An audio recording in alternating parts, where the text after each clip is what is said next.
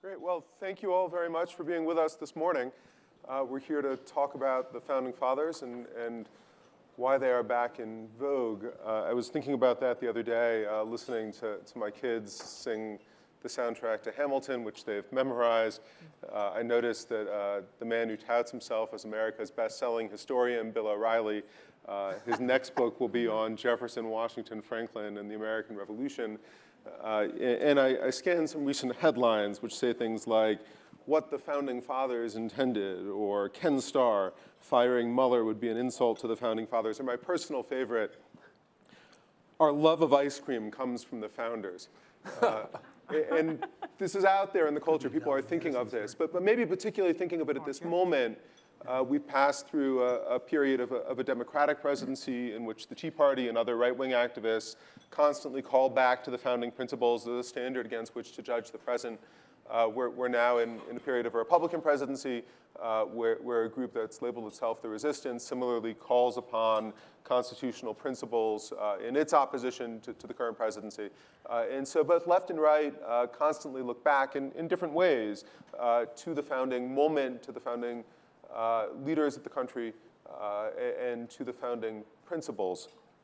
And because this is the Aspen Ideas Festival, we don't do anything by half measures here. I'm joined this morning by four extraordinary scholars, three of whom have won the Pulitzer Prize for their work on the founders. On my left here is Jack Rakove. He is the William Coe Professor of History and American Studies and Professor of Political Science at Stanford University. Seated next to him is Annette Gordon-Reed, the Charles Warren Professor of American Legal History at Harvard Law School, and best known for her book on the Hemingses of Monticello. Seated next to her is Noah Feldman, who is the Felix Frankfurter Professor of Law at Harvard Law School. And joining us momentarily from his session in town will be Jon Meacham, the former editor-in-chief of Newsweek and a presidential historian and best-selling author. So I'll start with you, Jack, because in some sense, our session title, you have been putting the founders in vogue for decades now. But what is the source of the recurrent interest? Why do Americans keep looking back to a bunch of men and women who lived 250 years ago, whose lives were very different than our own? What is the source of the lasting fascination with the founders?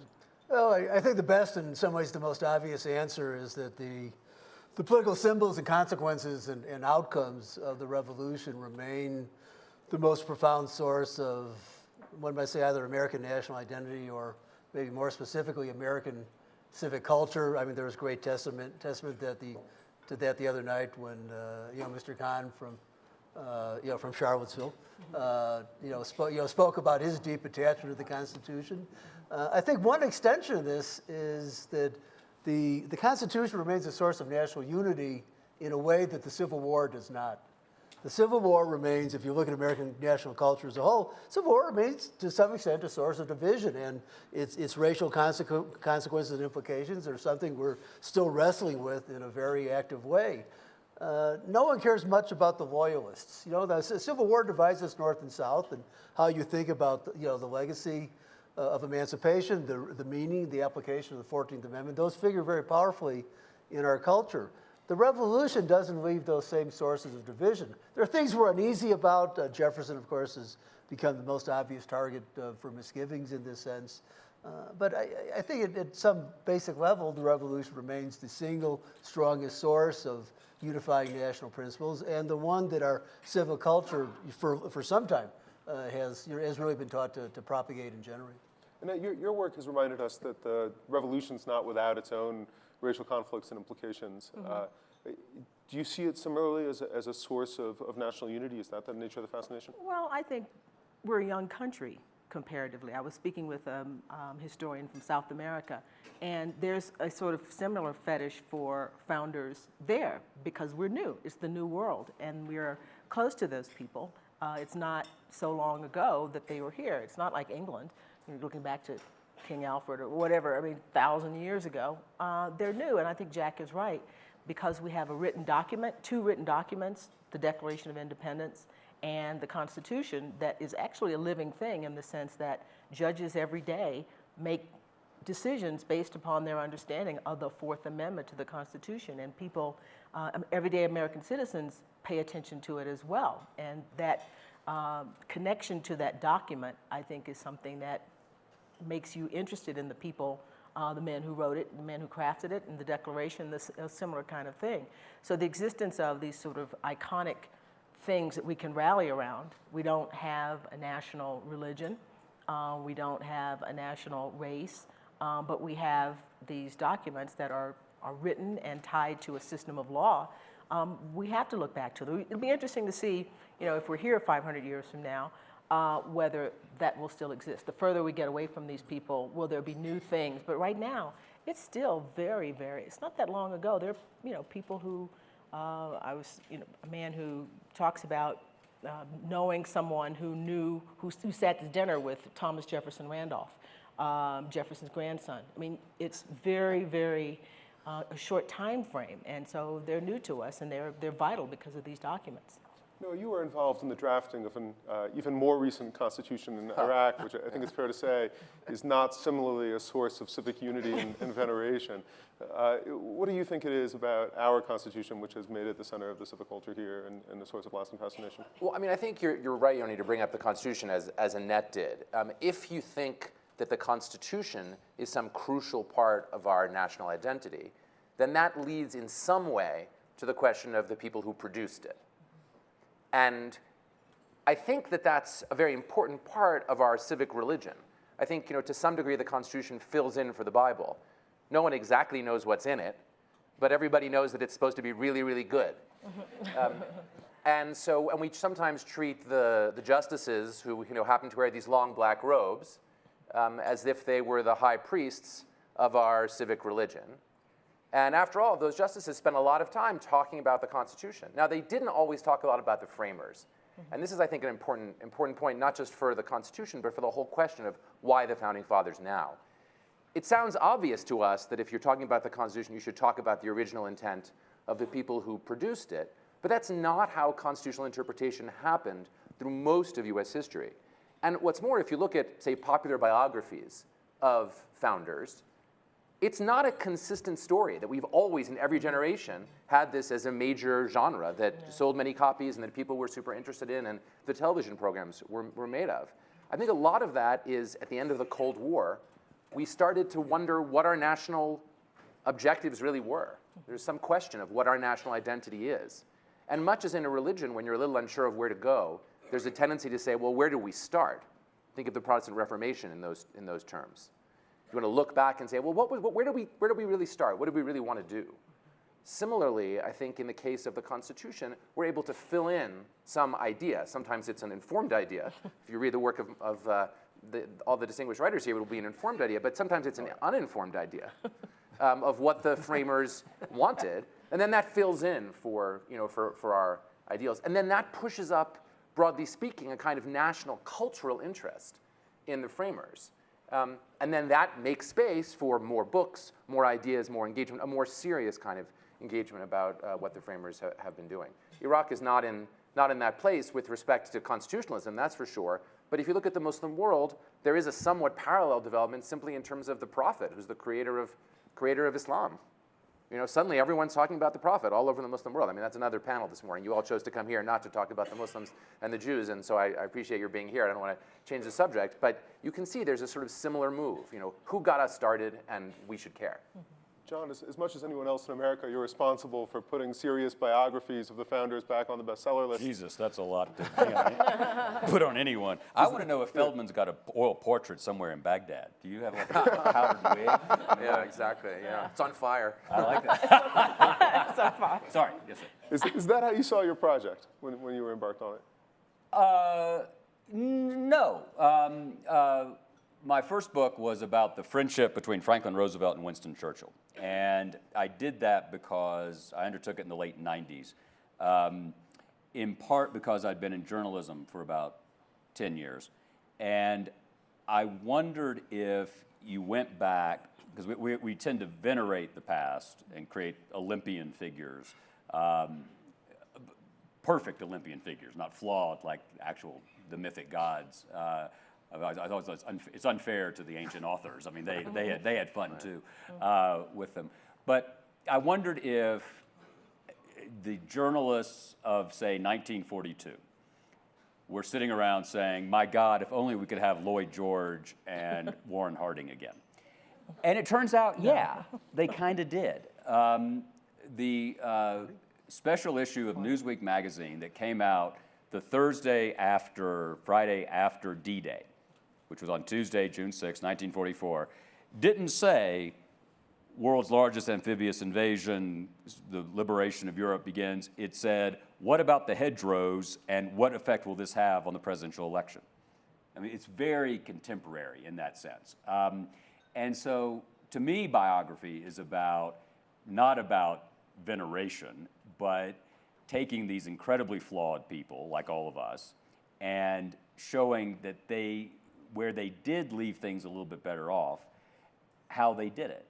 And to me, the remarkable thing is that people who were driven by sin and shortcoming and appetite and ambition were able to do pretty remarkable things, which I find to be inspirational for the moment, because if you deal with Thomas Jefferson, for instance, I mean, to call him morally ambiguous doesn't really do justice to it, and yet he left us with this remarkable drama in which we continue to take concrete steps in a national story to make a promise real.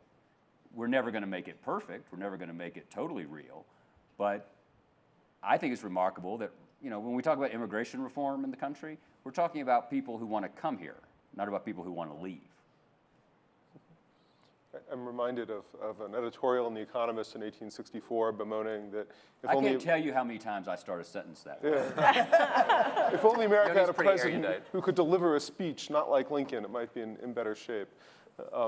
So the flaws we see up close, they tend to fade in the hagiography of the founders that we get.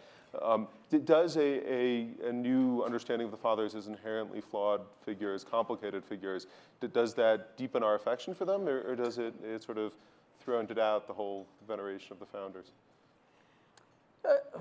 That's a good question, but I would back it up by saying, I guess I'd say two things. One is, I think one thing that's happened that scholars appreciate, but ordinary listeners might not, is that culturally the United States has made a vast investment over the last 2/3 of a century or so in making all the papers of the founders accessible to ordinary readers. First the so-called letterpress editions of their papers, which are now becoming increasingly available online, first through UVA and then now I think through National Archives. And so the idea of a whole life approach where you read not only what do they write, but what was written to them, and you can kind of reconstruct their lives on a day-to-day basis and get a firm sense of how they engage with the whole process of revolution. I think that's been an enormous boon to scholars and kind of learned nonfiction writers like Jon. Second point I guess I'd make here more substantively is I think actually, my last book was about this. This is a truly fascinating group of people. And the reason I think that they're fascinating is essentially, if you take the big six, meaning Washington Franklin, John Adams, Jefferson, Madison, and Hamilton.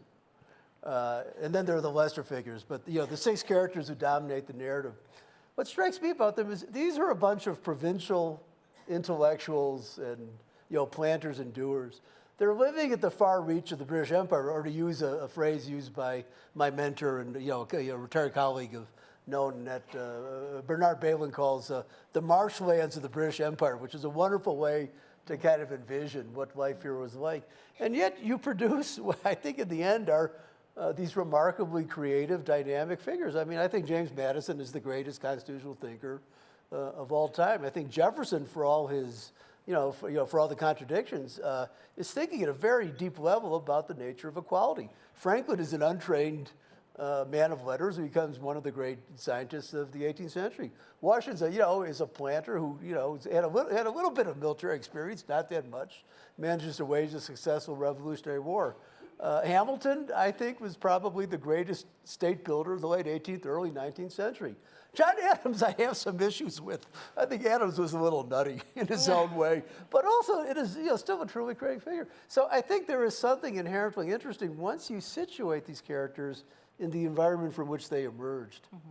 And they're able to take advantage of all of these things because they're part of a British tradition.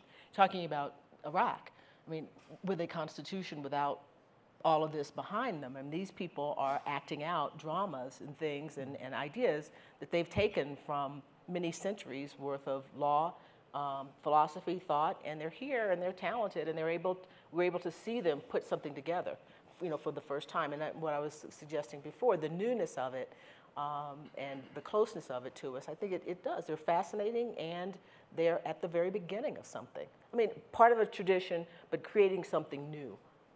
They were also really good marketers of that exact idea. Yeah. I mean, if you read them, what you'll see is they're constantly talking this way. They're saying, well, they sit down in the Constitutional Convention and they get up to make their first speech and they say, the future of Republican government in the entire world rests on what we will do in this room in the next few weeks.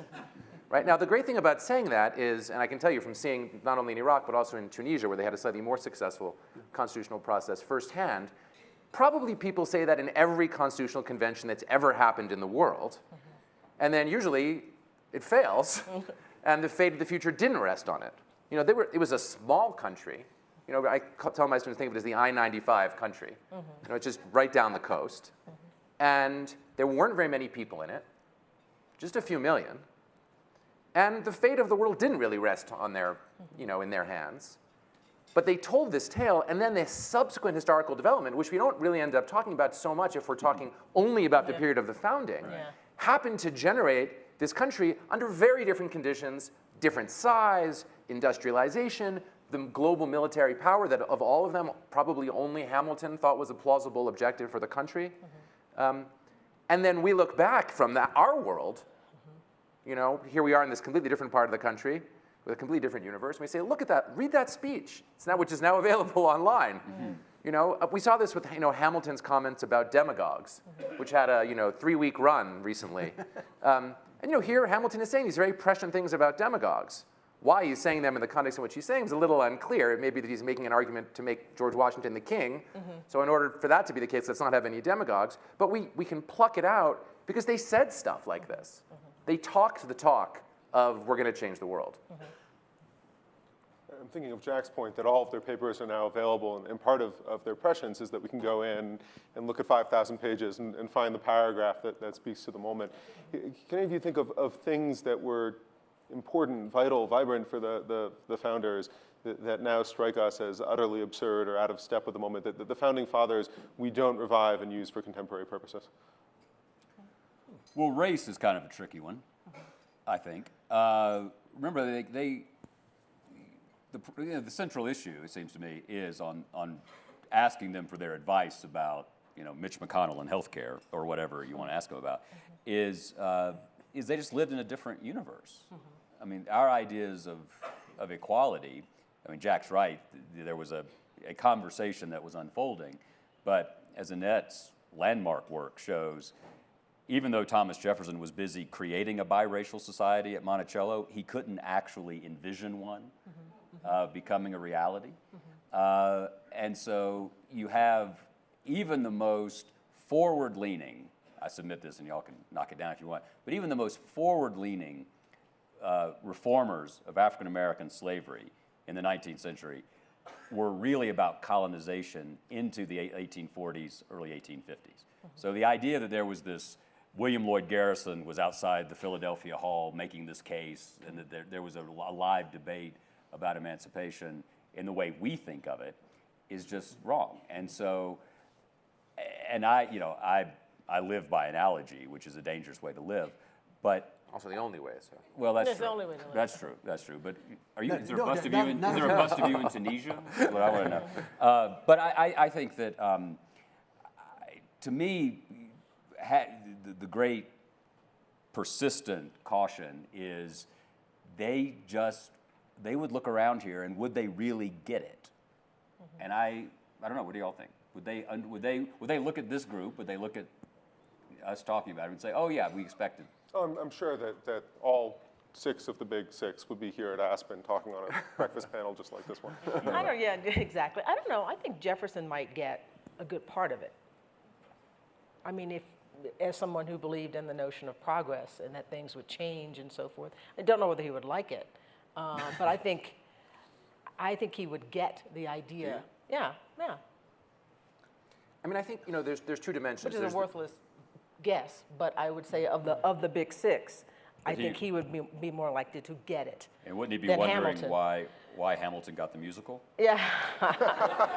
Yeah, he would definitely be wondering about What that. rhymes with Monticello? There is a Jefferson movie, Yeah. so it's like, with Nick Nolte. So. Yeah. But it's interesting. I think that Hamilton, Couple of though, miniseries, to give him his due, because none of us has been a big pro Hamilton person. Hamilton would have gotten the United States' place in the world much better than the others would have. He would say, "Told you so." Well, he would say, you were a tiny little agricultural republic, and I said, huge industrial power, dominate the globe like Great Britain, but better. Yeah. And we sort of did. It took a long time, and I'm not saying it was because of Hamilton that happened. Mm-hmm. No, that's what he wanted. I think Jefferson would have been upset about the idea of an empire in that way, in the way that Hamilton would have envisioned it, the way that we actually have been an empire. So they would have seen it but not liked it. That I don't think he would have cared for. Can I just tell one quick story? When I was out 5 years ago, I guess, talking about Jefferson, often people in an audience would say, "Oh, I'm a Hamiltonian," which means they actually worked for a hedge fund, is what that meant. But Chris Christie, back before he became Patty Hearst, very sweetly asked me to come to Trenton and have lunch and talk about Jefferson. And we sat down, swear to God, and he said, "Well, I'm really more of a Hamiltonian." I said, "Well, that's great, Governor, but at least my guy didn't get shot in Jersey." And the damnedest thing happened. I couldn't get back into the city. The bridges They closed it. were all blocked. That's not really entirely relevant, but it happened. Good material, though. There's another context in which this question arises, which it actually comes back to the Constitution. So, as I'm sure all of you know, we have many debates about what did the Constitution originally mean, and you're asked, and actually at Montpelier, James Madison's Montpelier, on whose board I sit, and Brookings produced a volume called "What Would Madison Do?" to which I contributed an essay on the Senate, which I won't get into here. But it is a kind of curious question because on the one hand, because their thoughts on a lot of issues are richly documented, there is a lot of material you can pull out from the sources, and you can do what's often called law office history. And I'm sure several of us have done this in different ways on different occasions. But I think the flip side of this, and when I try to explain this to general audiences, is to say these were deeply empirical thinkers. Mm-hmm. And so the whole idea of plucking somebody out of the 18th century, putting him down today and saying, "What do you think about topic A, B, or C?" is just, in its own way, it's kind of wildly crazy. It's wildly crazy, because it's such an artificial endeavor per se, but it's also crazy in the sense that they were very self-consciously aware. And I think this comes back to the greatness question. They're very self-consciously aware of the experimental nature of what they are doing. That is one of the great themes that also comes out of the Constitutional deliberations. And precisely because it was experimental, they were, I won't say anxious, but they necessarily had to take the results into account. So, for example, with Madison, and I don't know how Noah's going to treat this in his book, but there's the so-called Madison problem, which is how to get from the Madison of the 1780s, who wanted to give the national government a negative on state laws. And by the way, there's a session in the next hour over in the Buckminster Fuller Dome on this very subject. To the Madison of the 1790s, who authors the Virginia Resolutions of 1798, a kind of classic states' rights document. But I think, if you just put those two things together, it seems like, wow, big contradiction. Yeah. If you follow Madison from, month to month, year to year, which is something Noah and I, as scholars, have both done, and Annette's certainly done this, and John's certainly done this with Jefferson, and you recreate them as living historical actors, then what you see is, like any politician, they have to respond to events as they unfold in time. And so they are, so I think they start with the awareness of the experimental nature of what they're doing, but that's continually tested and retested, which is why, again, having the kind of life course of their papers available, so you can track it, from year to year, month to month, or, administration to administration. Makes a big difference for Madison, for example. Are you in Washington's first administration or Washington's second administration? I mean, a lot pivots on, how you get from 1792 to 1793. That's one of the critiques, that that we've had of, Peter and I've had of the treatment of Jefferson, the not paying attention to chronology. Thinking that a person, you feel the same way about something when you're in your 20s, and then they'll take something that he said in his 20s and compare it to something that he said in his 70s, and say, see, that's different. It's like, I'm horrified. I kept a journal at Dartmouth, and I'm horrified to look at it now. To think of the things that I thought when I was, Is that online yet? Oh, it will be.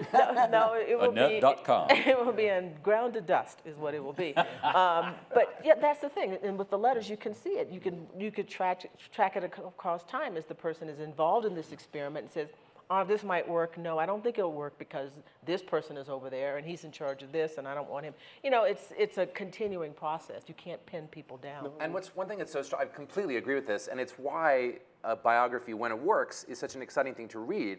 It's because they also reacted to each other. Yeah. They were this group of people were interacting with each other. So a big part, for example, of how Madison shifts is he sees Hamilton, and he sees Hamilton trying to turn the country into Great Britain and create a bond market. And he sees that Washington's going with Hamilton, and so he and Jefferson have to go to war with Hamilton and with Washington. So when you think of it that way, it's a bit like the books we read about the people who found companies, entrepreneurs who found companies, and begin on the same side, and then end up brutally in war with each other, and that happened to them. And that, I think, explains a lot of the interactions between them, and it's why stories are so good if you want to understand what actually happened. On the other hand, if you want to think of them as religious inspirational figures or civic religious inspirational figures, then you want to do the picking and choosing. Then you don't want to know what really happened. Then you want to go back, type into your computer now to find the quote on the demagogue and whip it out and use it to make whatever point you want to make. So those are two different uses of the founders. They can both be happening at the same time, but they're really different. And it's not about history. That is about making an intervention in a current political moment. It's not about professional history. It's not about real history. But it is the way the history gets used in the real world. It gets used for, I just meant, you're obviously using parts of history, but it's for a contemporary argument. Totally. So to settle a particular argument to say that these people are on my side. And it goes back to your original question, why do we need to have them on our side? But that's the way it works itself out. Monticello maintains an entire webpage of fake quotes. Yeah, fake Jefferson quotes that get circulated for political purposes. And there's something, pretty much you're more or less guaranteed that if you encounter a Jefferson quote on a politician's Facebook page, that it's probably wholly fictitious. Right, but it's still trotted out because there's a kind of authority that gets acquired by attributing contemporary sentiments to the Founding Fathers. There's a tension here, right? We've talked about the way in which the founders give us a common civic culture, give us a common point of reference. And at the same time, when you look and examine their lives, what you're actually seeing is endless experimentation, endless adaptability, shifting views in response to changing circumstances. How do you build some kind of a common civic understanding out of a set of founders who fight with each other and whose own views shift constantly over time? Well, if you want to build a common civic understanding, this picks up from what was just said. At some point, you do have to choose some texts, and you do have to, put a lot of extra work into puzzling them out. So let me give two quick examples. So to actually go back to something John said. If you want to talk about the role of race in American history, and at least I think by the time you get to advanced years in high school or college students, you absolutely have to teach Query 14 of the Notes on the State of Virginia, which is where Jefferson explains the logic of colonization and where he dabbles in what is explicitly racist thinking. Or I should say he muses, and it kind of comes back to John's point because there's a real tough question there. Was when Jefferson says he wants to bring race into the story, is he reflecting common views or is he actually anticipating a more militant form of racism that's going to become much more virulent and much more forceful in the 19th century. And if students understand how to think about race in American history, you have to look at this text and situate its time and then try to get a sense of, how representative or how innovative is this. And we do the same thing in the Declaration of Independence, which is and will forever remain a hot text. I mean, I believe very much that when Jefferson talks about, in the preamble, we're all created equal, et cetera, that what he's really talking about, it's not a doctrine of individual equality.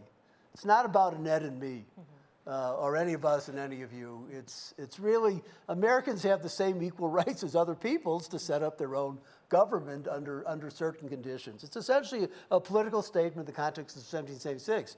But at least from the 1790s on, everybody, or maybe even earlier, everyone who reads that text starts reinterpreting it in the way Americans have read it ever since. It's a statement of individual equality about the collective nature of our society. So I do think on the civic culture side, there are some documents, by force of their, either what they illustrate or what they reflect, or because they were seminal texts in their own way, really do deserve emphasis. And then the challenge is to it depends what kind of discipline or what scholarly perspective represent, what's the best way or ways to kind of present them.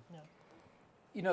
The best definition of a nation I've ever come across is St. Augustine, who said that a nation is a multitude of rational beings united by the common objects of their love. Multitude of rational beings united by the common objects of their love.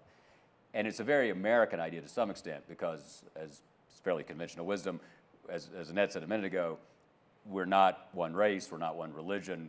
Ideally, we are, one of the things we love in common is the idea of a country of liberty under law and of basic equality of opportunity, if not of outcome.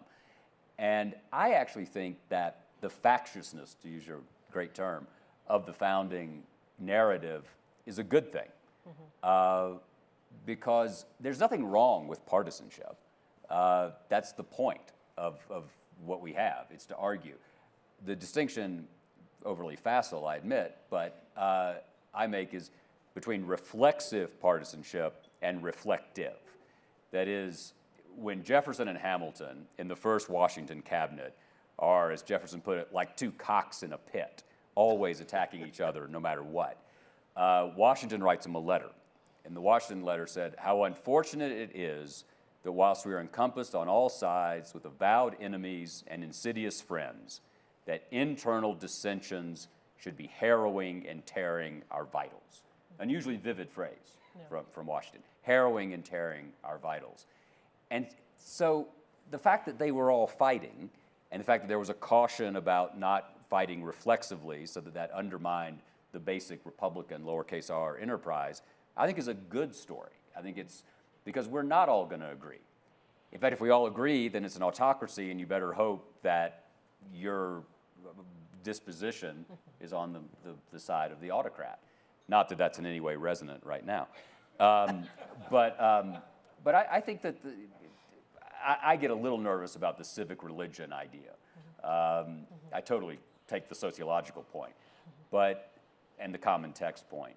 But I think, to me, the useful myth in the pure sense of that, organizing story, origin story, is that this was a group of flawed, largely men, supported by probably women that were smarter, who were driven by economic motives, philosophical motives, motives of raw power, wanting more autonomy, not wanting the royal governors to veto their state legislative deals, not wanting in Virginia the governor, the king, to have anything to do with Western lands.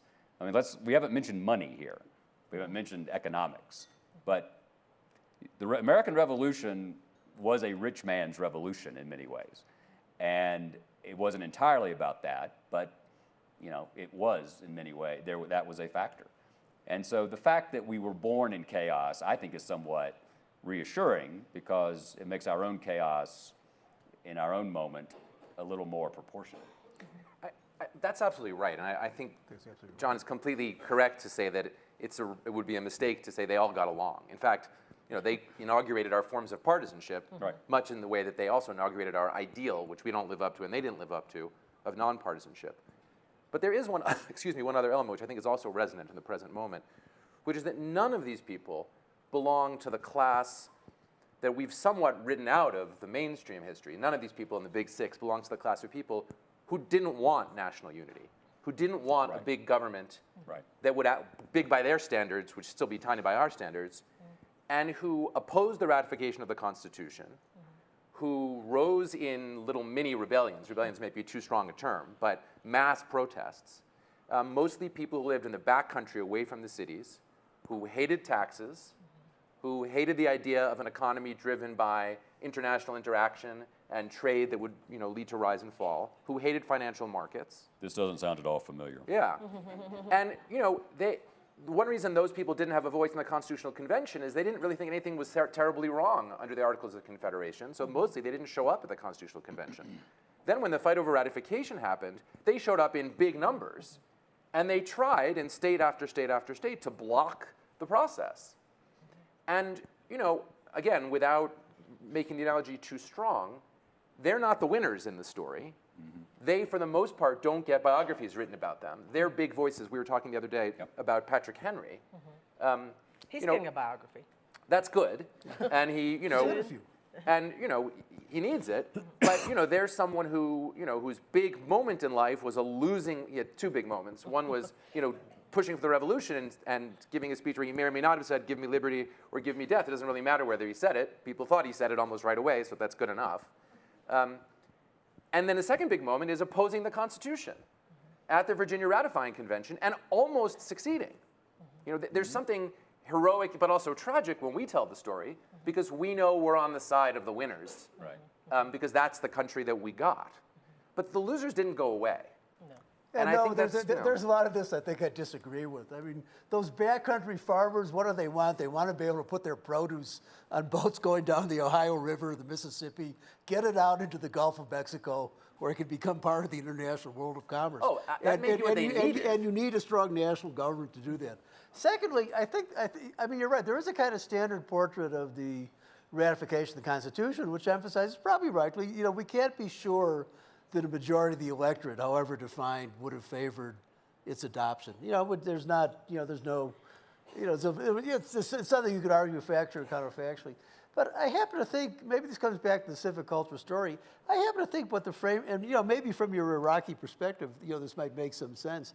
I happen to think what I think Madison and the Federalists figured out was a truly brilliant act of constitutional statesmanship. But the whole process by which the Constitution was ratified, to say, and this is why I think your colleague Mike Farman's book is dead wrong. Is I think dead wrong on this. From the title, we should just say the title of this book is "The Founders' Coup." From the title, maybe from the title on is, think of the kind of wacky consequences, for example, of the Brexit vote. Kind of doing basic constitutional change by a simple referendum. The framers came up, with this kind of really ingenious process. We're going to have a direct expression of popular sovereignty. May have been the conventions weren't perfectly apportioned, but by 18th century standards, that was a really progressive step forward. And then you have a pretty open public debate, which is not bad. The Federalist is not a bad work of political theory to have to respond to. It takes place in state after state, but you insist on one condition. You have to vote the Constitution up or down in its entirety. And the significance of that is when the vote is over, you have a completely clean, legal and legitimate decision that everybody recognizes as being, wholly proper, even though in some ways, as other scholars have argued, there's something almost illegal about the process. So I happen to think when I look at how awkward still today processes of constitutional change may be, there's a lot of genius really entered into that decision with I think really important results for the underlying stability of the polity going forward, for the next generations, if not of course for the 1860s. So maybe I'm on some of these points. Maybe I'm an old-fashioned patriot. I'm a bit of a dissenter. Well, I just want to say this very briefly because I don't want to take us too far in this direction, but there is a big lesson here of accommodating the losers. I mean, to me, this is, when I look at the American success in our Constitution drafting, I do see it through the lens of failures in places like Iraq, where the majority drafts the Constitution, they put it to a referendum, which is not bad, there's public debate, it wins, but it barely wins, and then the losers look at it for a year or two, and then they take up arms. Yeah. Right? That can happen in any constitutional process, and it could have happened in the US, And on one or two occasions, it almost did. You know, it might be an overreading of the Whiskey Rebellion to see it solely in these terms, but at the point when a group of farmers rose up, 6,000 or 7,000 people in a field outside of Pittsburgh, the response of the Washington administration, with Hamilton going out at the head of the troops, was they raised an army and they marched on Pittsburgh, literally. You know, so now you have an army of 10,000, and then you've got 6,000 or 7,000 farmers. They're in a field, and the army won, and they won without too much bloodshed. So that's a big success. So, but that's just a hint that the reality is you have to accommodate the losers. And I think that's what the U.S. Constitution successfully did. But I think it's important to remember in any long-term constitutional republic that's going to survive, there are always going to be losers, especially if, as Jon says, we embrace the idea of equality of opportunity, but we don't assume equality of outcome. And we have our meritocracy that's not perfectly meritocratic, that reinforces itself. And then there are people who start to think of themselves as maybe permanent losers. And without some substantial accommodation of those folks, the system probably can't sustain itself indefinitely. So that's, I'm not disagreeing at all with what you're saying, Jack, but I just want to say that maybe it's genius to accommodate the losers. That may actually be the genius. Of course, the story we tell about the post-revolutionary decades is the polity becomes more and more democratic. Yeah. You know, political parties are organized, and they try to enlarge the electorate because that's how you get victories. You have to, it's kind of like Obama's strategy. Identify the people who aren't voting, who you want to come out and vote for you. Well, I want to pause here and make sure that we're making time for your questions as well. There are folks moving through the audience with microphones. If you can raise your hand and flag them down. And when you get a microphone, please start by introducing yourself and telling us who you are. On this side of the room. It's a big nod over here. Yeah, I know. Yeah, that's great. Thank you. I have a question. Wait for your mic. And just tell us who you are. David Malcolmson. My question as historians, say someone's writing about the era we live in right now. Do you have better access to information? Because I think in those days there was a self-restraint about expressing the points of view, where today there's a lot of self-editing. I'm just curious, the historians of the future, how they're going to write about our time. I'm glad I work in the 18th century. Although new documents continue to appear, but the archive is more or less fixed. I don't think we know how, what the nature of the electronic archive, which is so essential, is going to be, and how well it'll be preserved. Whether the technology will keep up with what's there archivally. I mean, what would you do with a floppy disk now, if important information is contained there? So I'm happy to be an 18th century historian. Yeah, and the proliferation of it, the sheer volume of things that have been generated. I mean, we like to look at, Jefferson, or you think of, 19,000 letters or whatever. That's a big deal, sort of handwritten things, but compare that to, what could be generated maybe, in other administrations that you would have to look through. It's not, I'm glad I do the 18th century as well, a manageable amount of material. I mean, the current era is a little bit like Hoover's FBI. There's too much information. So it's not really useful. I was lucky enough, a couple years ago, published a biography of the 41st president who kept a tape-recorded diary from 1986 until he left office. It's like doing a biography of Dana Carvey. Not going to do it.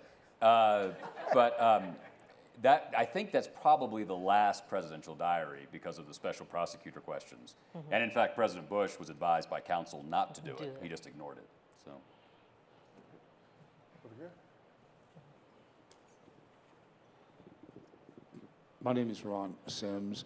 Quick question about your thoughts on the strict or not strict interpretation of the Constitution in terms of what has happened. So the question is on the strict or not strict interpretation of the Constitution in terms of the present? Or? Yes. I mean, I will just say that I do constitutional law for a living. The fight over strict versus loose construction of the Constitution was already there almost before they finished the draft of the Constitution itself. And this is one of the brilliant insights of Jack's path-breaking book here, Original Meanings. There's never a moment where everyone agrees on how to read this document. And what's more, several of the founders' views shifted on this question over the course of their own lives. Madison, in my favorite example, when he went to war with Hamilton over the National Bank, was adopting a very strict form of construction, inspired a little bit by the fact that as far as he was concerned, he was there in Philadelphia, and he knew they hadn't authorized Congress to incorporate a national bank in his view. But by the time his presidency was coming to a close, he told Congress that he would sign a law that chartered the national bank because the public had endorsed it, the people had embraced it, political parties had adopted it on both sides, and now that's what the Constitution meant. So he himself, underwent a substantial shift over the course of 20 years. So, the fight is with us today. The fight, it's with us in the Supreme Court. The Supreme Court opinions that came out earlier this week reflect versions of that debate, unquestionably. And I don't think it's ever going to be resolved, which is good for me because it'll keep me in business. But, the question you don't have to ask, and this goes back to, I think, to Jon's wonderful point about our national debate, what's good for us about talking this way? And the answer is it has facilitated a kind of national debate. It gives us a way to argue about crucial questions that seems to work for us. In a lot of countries, they look at us and they think we're crazy. Yeah. Why would you be still fighting about the meaning of some 220-odd-year-old document? But the answer is it's how we express certain forms of public disagreement, and it gives us another way to talk about gay rights, or to talk about civil rights, or to talk about privacy in the Fourth Amendment. These are tools that we use. They're weird tools from a lot of people's perspective, but they seem to work for us. I'd like to ask the Felix Frankfurter professor, which is kind of the best title ever, don't you think? Like Son of Man, Felix Frankfurter, very clever. This question, which is, where do you draw a line, and you just come through the Madison book, between the constitutional order and the political order? Constitutional culture and political culture. Because what you just described with Madison is really someone who was creating making a political point in a constitutional context, but he was counting on the fact that he was making a political judgment about the will of the people and within the confines of that. So how brightly do you draw that line? It's a really hard line to draw, and I am interested in drawing it actually sort of the way that Madison did, namely, he thought that ordinary disagreements between reasonable people could be political disagreements. Right. And it got constitutional when you were talking about the fundamental blueprint for how to run the country. And when that happened, in his view, the stakes changed.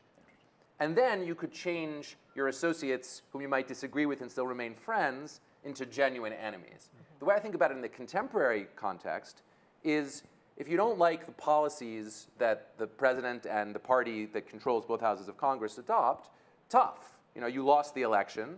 That's the way the game is played. If you think that they're changing the fundamental governance structures and breaking the law, if you think, for example, that an executive order violates the Constitution, then you have a ground to say, on constitutional grounds, this shouldn't be able to happen. And you can go to the courts, and in principle, what the courts are supposed to do, this is how the system is supposed to work. The courts will step in and say, yeah, that thing you can't do. And I would submit modestly that that's sort of been what's happening over the last few months. The line is not perfect, but there are a lot of things that people are asking the courts to. The courts are saying, no way. And there are other things where the courts are saying, well, this actually does seem to change the fundamental rules. So it's not a perfect line, but I think that's the way it's supposed to work. Just to add one quick point, I think it's also important to stress that not only is the line not perfect, it's also permeable. And knowing how you distinguish reasoning from constitutional principles, from the kind of political commitments that everyone, including the federal judiciary, possesses individually, that's a really tough question. And the one point to add here is one thing we know about the judicial appointments process, and in some ways, actually, this goes back to 1801, is that there are now very sophisticated mechanisms available on both sides for vetting the political preferences of members of the judiciary. And while on the one hand, you can still try to appoint judges who are who you think have the requisite intellectual credentials, those political commitments and leanings are there. There's nothing surprising about anything Neil Gorsuch has done in the 4 opinions he's somehow written already. Another question?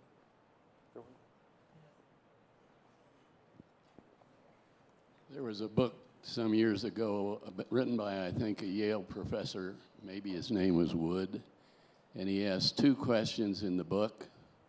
One was, how do you explain the fact that this remarkable group of individuals came together back then and created this miracle? But the second question was the more interesting one, I thought, and that was, how do you explain the fact that this has never happened since? He answers both questions in the book in his way. I'd be interested in how you answer the second question. So per Gordon Wood, how exceptional is America? Annette, do you want to? Well, I think they're exceptional people, but you have to think about the society, the nature of the society they were in. They were in a society where half the population was not allowed to participate, that is to say women. A class system that produced someone like Jefferson at the top of his social strata, with a kind of education that allowed him to do things. Hamilton is different, but he benefited from people who helped him, people from that class who helped him become what he was. I think it hasn't happened. I think we have as many talented people today as they were, but we have this. We have the society is a much wider, expansive use of that kind of talent. Scientists, educators, all kinds of things. There are people who are as smart as Jefferson, as smart as Hamilton, alive. But it was a very narrow band of people who were given this opportunity to do this. So it hasn't happened again because we haven't. It would happen again if we started a new country. If somebody went somewhere else and talented people got together and decided to do something, we haven't had to. They did things by necessity. It was required that they, if they were going to leave Great Britain and start their own place, these are the people who came to the fore. But we have many, many talented people today, but we don't require that because we're not starting something new. That is what is amazing about them, that you don't get an opportunity to have, with Iraq, that's not a new country, but... I was going to say, I think you're kind of dissing Noah here. No, I'm not dissing Noah. But, to start from scratch and start a new society, that was a big deal that they were allowed to do that. So I don't think that they are massively more talented. I just think that we have a greater number of people who could step to the fore because we've cultivated more people, women, blacks, people from all different societies. I have a somewhat different answer to the question, which is, and again, this is trying to illustrate how a historian thinks, because we're always embedded in the chronology we're studying. I think it's a significant aspect to think about the revolution, to realize that you have at least 3 or arguably 4 fairly focused episodes where the same set of issues is being considered and reconsidered. That's to say, you start in the mid-1760s with the debate over the authority of the empire over the American colonies, which starts to raise basic questions about representation and sovereignty and the definition of rights. And then when Gordon Wood's book actually comes into play, you flash forward 10 years, then you have the crisis of independence and the writing of the first 8 constitutions. And you can start to implement a number of the radical impulses that Americans had. And then you fight a war and you deal with its consequences, which were fairly significant. And then a third occasion arises in the late 1780s, where now you have the chance to rethink what you did a decade earlier, and to kind of, and to draw a lot of lessons from experience and from rethinking some of the untested premises of 1776. And I know this, and I know Noah knows this perfectly well. Madison's a great example of this. When Madison starts thinking creatively in the mid-1780s, I'd say around 1785, about constitutional reform, because the very first thing he did was to participate in the drafting of the first Virginia Constitution in 1776. He reflects very consciously about what did we assume then and what have we learned since. So I think there's something, circumstantially, the way in which this kind of development of constitutional political arguments evolves was actually a great opportunity.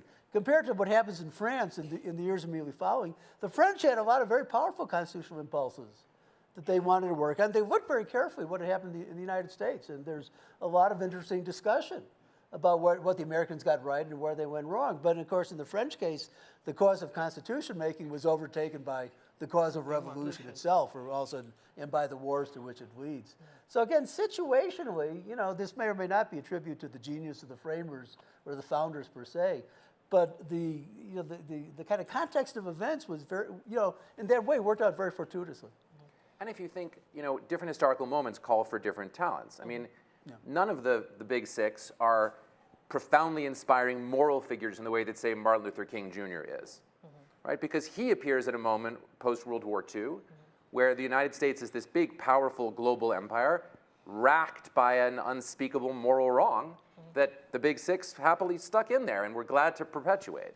And so then the society demands a profound moral voice to call it on this question, and then it needs a politician like Lyndon Baines Johnson to speak about someone who's also got some great biographies written about him, a profoundly ambivalent and complex figure, to eventually step into action and help to do something about it.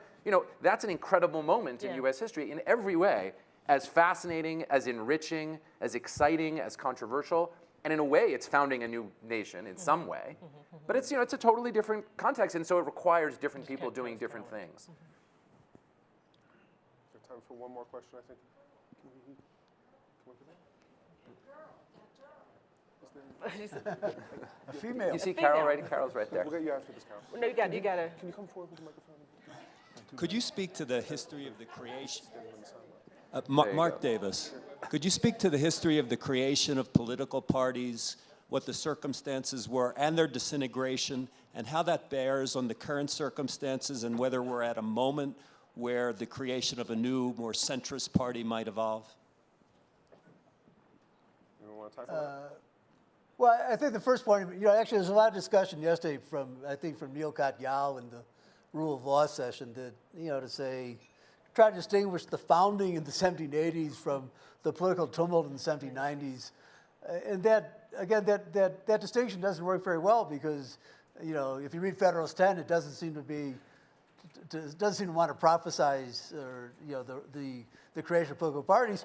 But 5 years later, Madison and Jefferson want to form an opposition party, and they immediately start strategizing how to do it. Hamilton probably would have said the same thing. I don't think Hamilton was an advocate for creating political parties in the 1780s. Hamilton thought deeply about it. There are particular interest groups out there he wanted to make loyal to the national government, the bondholders, whatever. But he wasn't thinking about creating a political party. But, Hamilton was a great polemicist. I mean, nobody was a more effective spokesman for the Federalist cause, and a more active spokesman than Hamilton was. So, the one catch we made here is there is an argument that the founding generation created political parties in the hope that they would kind of run their course, and then you could move to a post-party regime. So that the election of 1824, far from being this great exception to the rule, is actually closer to the norm of what might have happened. But I think the very existence of the presidency requires us to have political parties of the kind we have. So that's a great question. I mean, will Trump destroy the Republican Party in his own way, and will some new political situation arise, in the aftermath? Squeeze in one more, Carol. Anyway, thank you very much for this very provocative discussion. I've recently read that several of the founding fathers, and please don't ask me which ones, were deists. And I'm wondering, the concept of deism, which I really didn't go into, except I think it believes in a higher power, but I don't know with all the accoutrements of other religious beliefs. But anyway, how do you think that it might have affected the thinking of the founding fathers, or didn't it really matter? Meacham wrote a whole book about this. I did. Okay, well, maybe As that's where I... I'm one of the country's last 6 Episcopalians, so and they're the 5 who bought it. We used to just debate whether we have a twist or an olive, and now we're debating other things in my church. I think yes, I think largely there was a prevailing sense of deism, which drives conservatives in America crazy.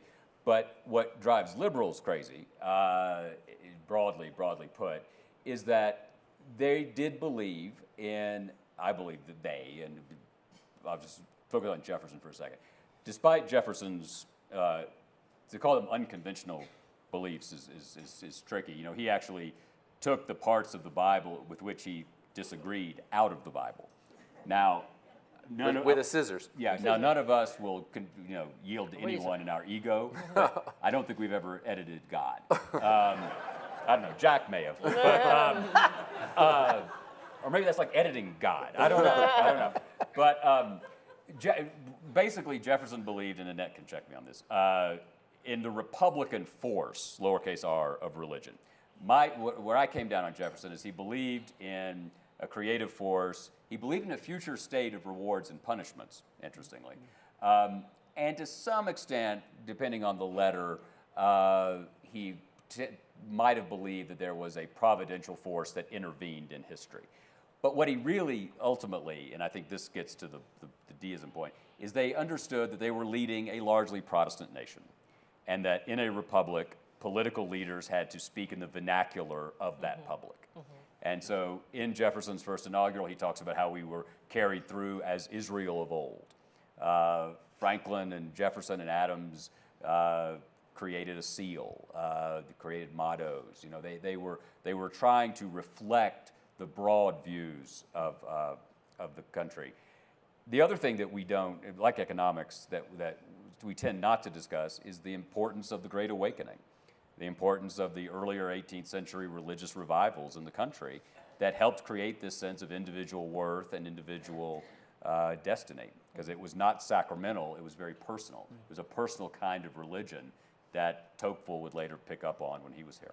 We got very lucky with these Episcopalian founders because Thank you. They embraced religious diversity within Protestantism, and then that gave us a paradigm for embracing religious diversity among all religions. Well, what Jefferson wanted with the Bible, they call the Jefferson Bible, the life and morals of Jesus of Nazareth, was to create a document that one day might be used in a sort of for Republican society. A text of Jesus that did not have the miracles and mystifications and so forth that divided people, because he knew that religion was going to be important, would continue to be important in the country, but it would be what kind of religion. His worst prediction was that one day all thinking people would be Unitarians in the United States. Didn't happen, but that was his vision. The tougher version of your question would be to ask, were they still Christians? He called himself a Christian. Well, yes, Christian. but in the Orthodox sense. No, not an Orthodox sense, but as a Methodist, I'm willing to be Methodists are like Quakers who sing. Y'all just don't have that. Yeah. I hate to cut this off just as We always do. just as it's getting interesting, but And that's also run a out the Texan. clock here. So thank you all for joining us this morning. Please join us again next year when our Big Four perform a musical based on the lives of the Big Six.